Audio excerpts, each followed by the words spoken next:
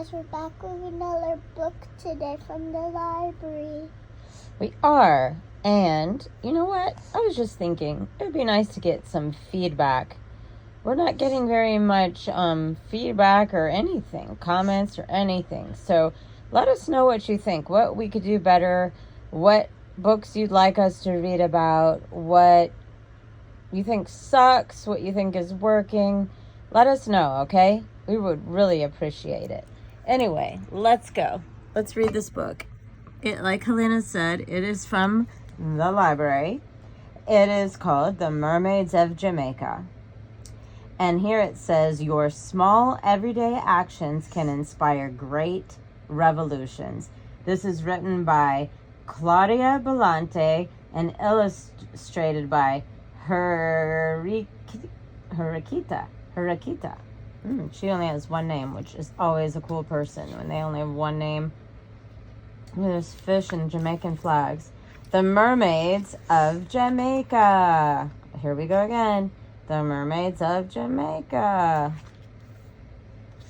Against All Odds was born out of the desire to tell our kids real stories of children living in distant places and facing unique situations. The series talks about everyday gestures that in certain contexts can become important, even to the point of changing the course of events, defying prejudices and cliches, and redirecting our attention to often overlooked problems. All of the events described in these books really happened or are currently happening. Only the protagonists are the result of the poetic license. The author wanted to protect the identities of the minors involved in these stories. Well, that's pretty serious.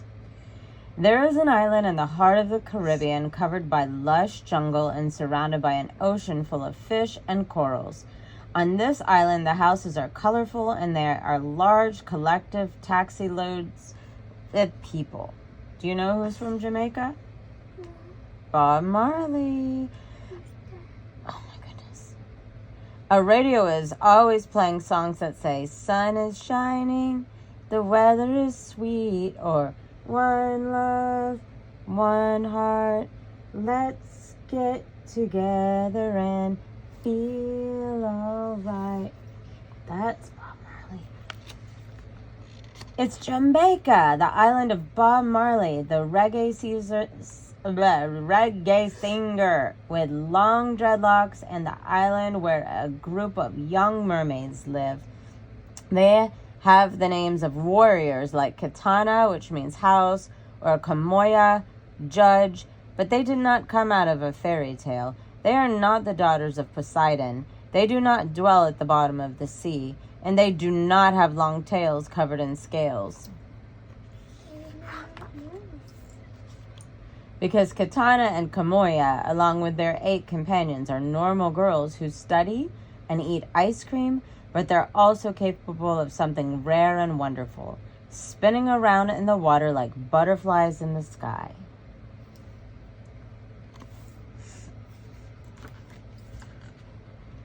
Together they form the only synchronized swimming team in the small coastal town of Port Antonio and in all of Jamaica. But being representatives of their country requires hard work and sacrifice.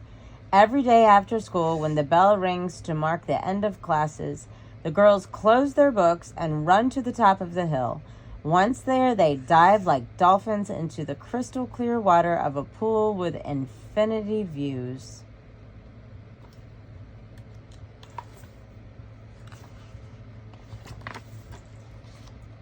Olga, their coach, comes from Moscow and has competed in 3 Olympic Games.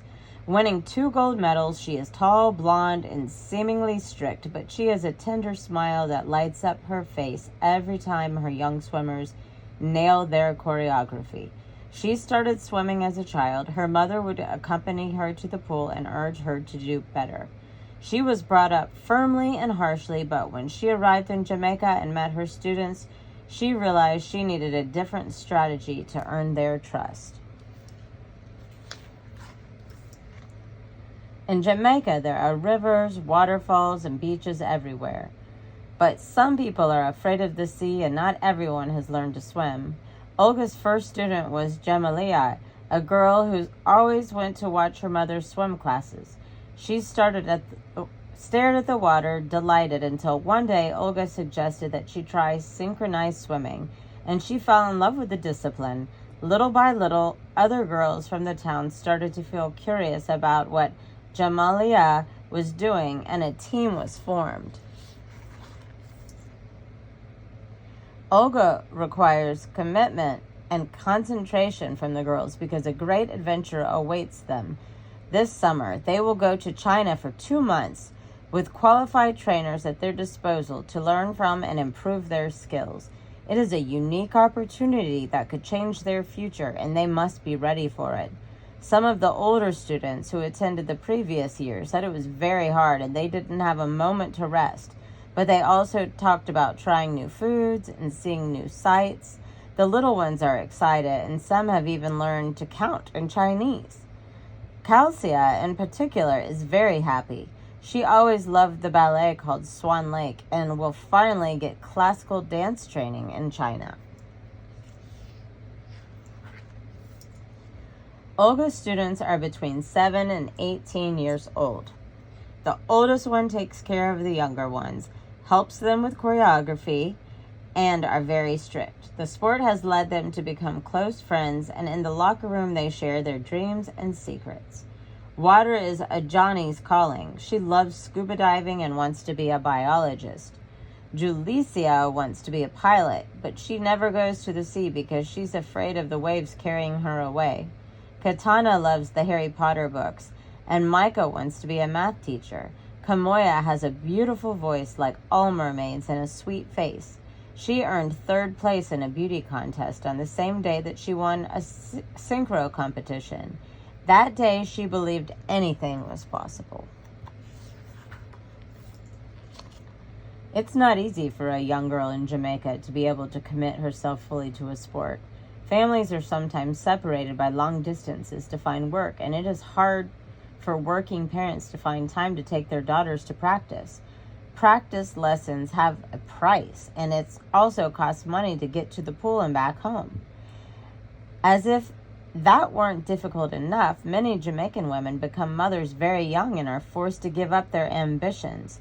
But for the Mermaids of Port Antonio, synchronized swimming is a magical antidote to all of this, and the water in which they submerged helps protect them and keep them from growing up too soon.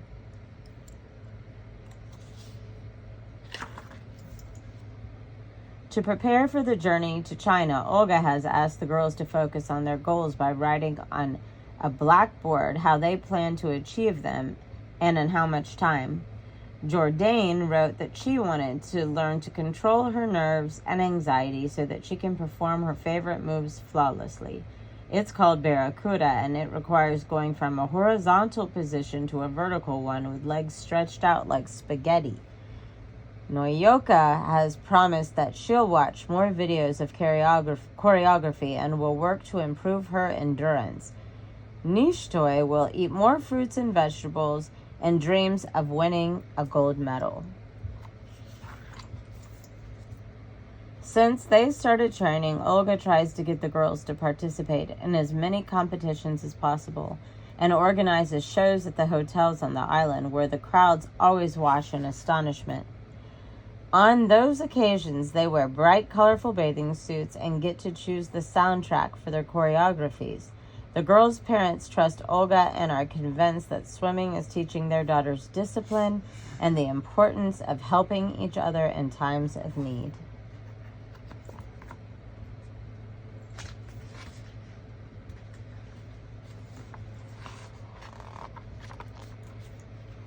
The day before the big trip, the girls are impatient. Olga has brought new team uniforms with the name of each member on the back of the sweatshirts. Parents have organized a party with chicken and pies, and when they think about what awaits their daughters, the emotion makes them teary-eyed. The young mermaids of Port Antonio have come much further than they could have ever imagined. Not with scaly tails or spells, but thanks to friendship and commitment. Diving courageously and dancing underwater to their own beat, They have built their future swimming against the current. I visited the small town of Port Antonio after reading about Olga, Novashkanova's team, Port Antonio's Synchro, in the New York Times, and immediately falling in love with the story. When I was little and did classic dance, I watched Esther Williams movies and always thought that synchronized swimming seemed like a magical discipline that required endurance and grace at the same time. When I visited, I learned that Jamaica is a beautiful and complex island facing many challenges. Many girls become mothers very young, and families are often separated because many must emigrate to find work. I spent 48 hours at the edge of the pool observing the movements of these amazing young mermaids and talking to them every time they went out for a break. I met their parents. Most were people with modest jobs that have now become part of an extended family. Olga says that she is just a coach to the girls, but she is much more than that. I was there on the day she held the preparatory meeting for the imminent trip to China, and at the end of the meeting there was a party. The parents brought food and had prepared a gift for Olga. One by one they thanked her and hugged her. Kamoya, the girl with a beautiful voice, sang a famous Mariah Carey song whose words could not be more apt. And then a hero comes along with the strength to carry on, and you cast your fears aside, and you know you can survive. So when you feel like hope is gone, look inside you and be strong, and you'll finally see the truth, that a hero lies in you.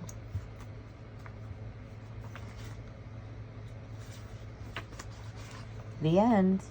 What? Look. Oh, that's one of those little Russian stacking dolls. We hope you loved this book. I thought it was a great story, and I'm going to look for the other ones that are similar to this. The Mermaids of Jamaica. Thank you for watching. Please give us some feedback. What can we do better? What can we do worse? What do you love? What do you hate? Tell us. And be sure to like and subscribe. have a great night.